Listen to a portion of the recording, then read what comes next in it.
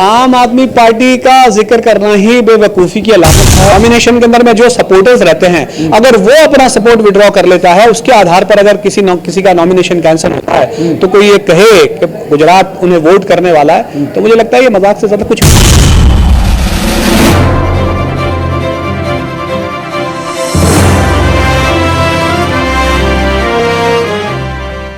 क्या कहना चाहेंगे। जिस तरह यहाँ भाजपा का गढ़ है, लेकिन एमआईएम की एंट्री हुई है, क्या कामयाबी मिलेगी, क्या कुछ लग रहा है आपको सर? देखिए, असदुद्दीन ओवैसी साहब की सदारत में हमारे रियासत के सदर जनाब साबिर भाई काबलीवाला की लीडरशिप में हमने पहले ही कॉरपोरेशन के चुनाव में भारतीय जनता पार्टी की सांप्रदायिकता की राजनीति का गढ़ रहा गोधरा की हमने नगर पालिका छीन ली थी। ये तारीख है अपने आप में।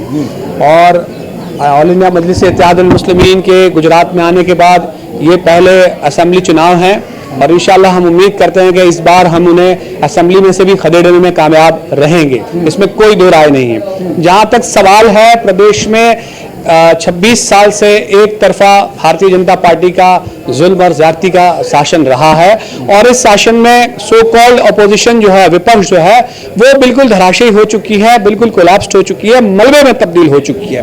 उसमें अब जान होने की कोई उम्मीद बची नहीं है। इसीलिए गुजरात की आवाम ने सदर जनाब असदुद्दीन ओवैसी साहब की पार्टी ऑल इंडिया मजलिस इत्तेहादुल मुस्लिमीन की तरफ से उम्मीद की नजर बढ़ाई है और मुझे लगता है कि कार्यकर्ताओं की मेहनत से हम इस उम्मीद में कामयाब होंगे। लेकिन सर, जिस तरह आप बात कर रहे हैं, लेकिन आम आदमी पार्टी भी एंट्री कर गई, अरविंद केजरीवाल लगातार या डोर टू डोर जा रहे हैं। क्या लग रहा है, दिल्ली मॉडल, पंजाब में उनकी सरकार बनी, गुजरात पर नजर है? देखिए, मुझे लगता है कि आम आदमी पार्टी का जिक्र करना ही बेवकूफ़ी की अलामत है। वो इसलिए कि ऑल इंडिया मजलिस इत्तेहादुल मुस्लिमीन तो पहली बार असेंबली के चुनाव लड़ रही है, लेकिन आम आदमी की अगर बात की जाए तो ये तीसरी बार चुनाव लड़ रही है और हर बार वो इस तरीके का एटमोसफियर बना के, आप समझते ही हैं सियासत में शेर का शिकार, फिर उसके बाद गीदड़ और लोमड़ी जो मरा हुआ खाने के आदी रहते हैं, तो ये उसी का एक हिस्सा है। इससे विशेष कुछ नहीं है। पिछली बार भी बहुत जोरों शोरों से आम आदमी पार्टी आई थी, लेकिन वो खास आदमियों की पार्टी बन रह गई और कहीं भी ना तो वो ओबीसीज को, ना आदिवासियों को, ना मुसलमानों को, ना कि इवन पाटीदारों को, किसी को भी इंसाफ दिलाने में कामयाब नहीं रही। और जहां जहां उन्होंने चुनाव लड़े तो एक जगह तो ऐसा था कि उनका पर्चा इसलिए कैंसिल हो गया कि उनके समर्थक जो थे, मतलब ये बहुत हिस्टोरिकल मैं बात बता रहा हूं आपका, उनके जो समर्थक थे कैंडिडेट के, उनके समर्थक ने अपना समर्थन वापस कर लिया। तो सोचिए कि वोट जो नॉमिनेशन के अंदर में जो सपोर्टर्स रहते हैं, अगर वो अपना सपोर्ट विड्रॉ कर लेता है, उसके आधार पर अगर किसी का नॉमिनेशन कैंसिल होता है तो कोई ये कहे कि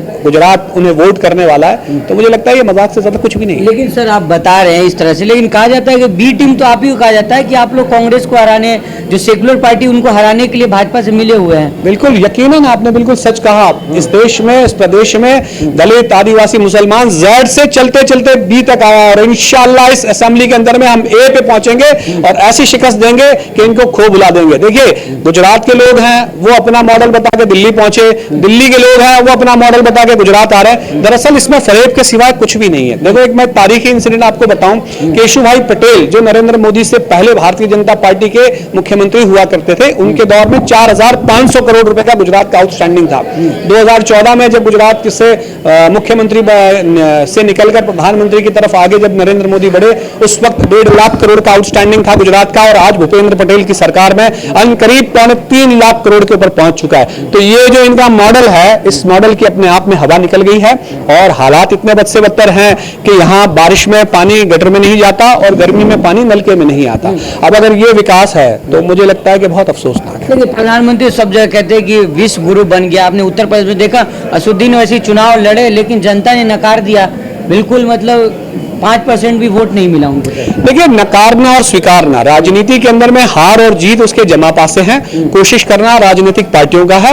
ऑल इंडिया मजलिस इत्तेहादुल मुस्लिमीन ईमानदार कोशिश के लिए जानी जाती है और दमदार, मतलब पूरी ताकत से हम लड़ेंगे। स्वीकारना और नकारना अवाम के हिस्से है और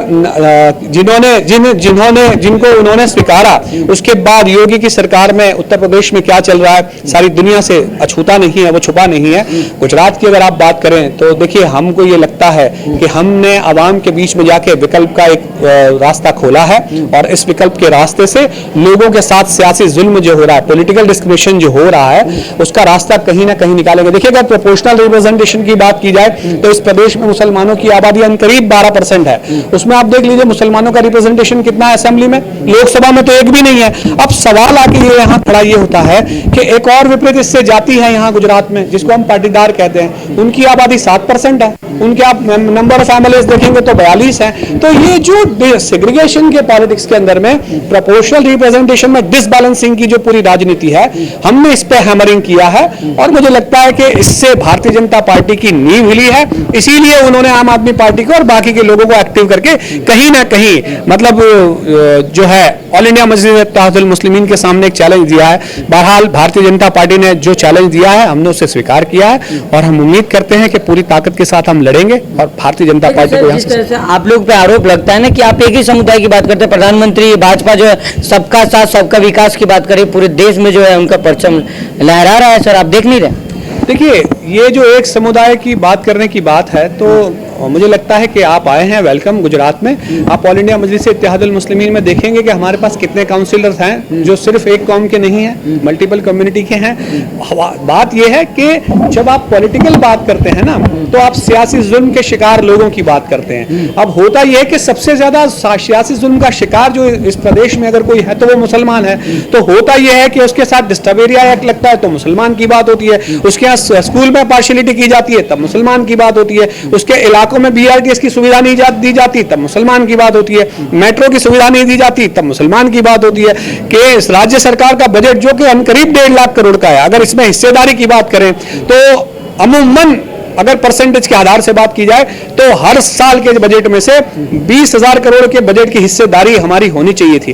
लेकिन उसके मुकाबले अगर आप जाके देखेंगे माइनॉरिटी डोमिनेशन में तो आपको सड़कें भी नहीं मिलेंगी, पानी और गटर और स्ट्रीट लाइट तो छोड़ दीजिए, ये भी नहीं मिलेगा। क्या है इस बार MIM में गुजरात में? सर देखिए इस बार ऑल इंडिया मजलिस इत्तेहादुल मुस्लिमीन के जो अहम मुद्दे हैं वो ये है कि कांग्रेस और भारतीय जनता पार्टी का जो मिला जुला 26 साल का शासन है जिसमें पक्ष और विपक्ष में बिल्कुल मिली जुली राजनीति जो चल रही है उसको हम आवाम के बीच में जितना भी इन्होंने करप्शन किया है उसको उजागर करेंगे। हर साल 1.5 लाख करोड़ का है, कौन खा रहा है, कहां खा रहा है।